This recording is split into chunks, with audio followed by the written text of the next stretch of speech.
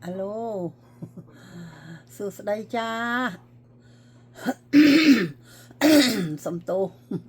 bật bật lầm, mình bật lầm ngày nay mau đọc ấy, đọc chi ngày cha, ngày nay cứ sông sầm rạn tịt, cứ tha hai chia nằm bông sông phải tô, đại khmiên sự chi vật thoa, cho chạy lên cho môi fan từng o, môi nắp từng o đôi nước nông đầm nết nữa lao ý cha, bữa ấyថ្ងៃនេះថ្ងៃសម្រាប់គឺថាអត់តាន់ចេញពីភួយឡើយសូមអភ័យទោសសូមអធិស្ឋានចាដែលខ្វះសុជីវធម៌ជជែកលេងចាតែក៏សូមអរគុណជាមុនដែរជាដំបូងដែរថា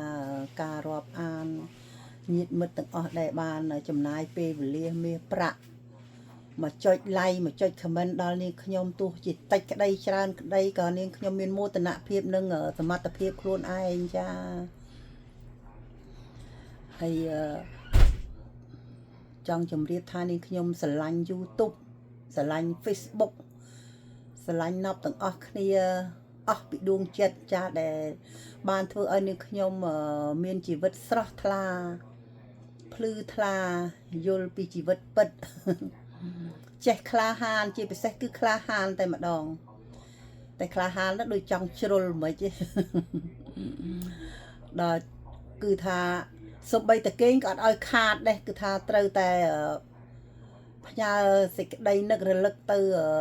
អស់លោកពុកម៉ែបងប្អូនចាឥឡូវ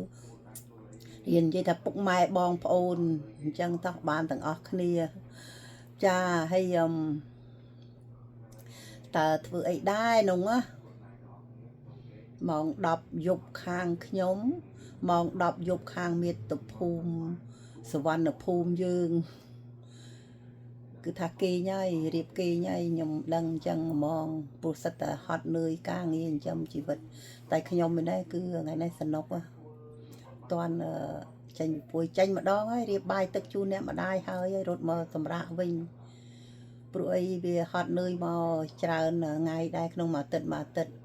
បានមួយថ្ងៃនឹងហើយមួយថ្ងៃនឹងក៏ងាយបានសម្រាប់ដែរតែមួយថ្ងៃនេះដូចរៀងមានពេលសម្រាប់បន្តិចចាអត់មានអីទេគ្រាន់តែថាទោះជាគេងក៏នឹករលឹកដល់ Facebook ដល់ណប់ទាំងអស់គ្នាដែរមិនទាន់បានទៅចំការឡើយទេសម្រាប់បន្តិចទៀត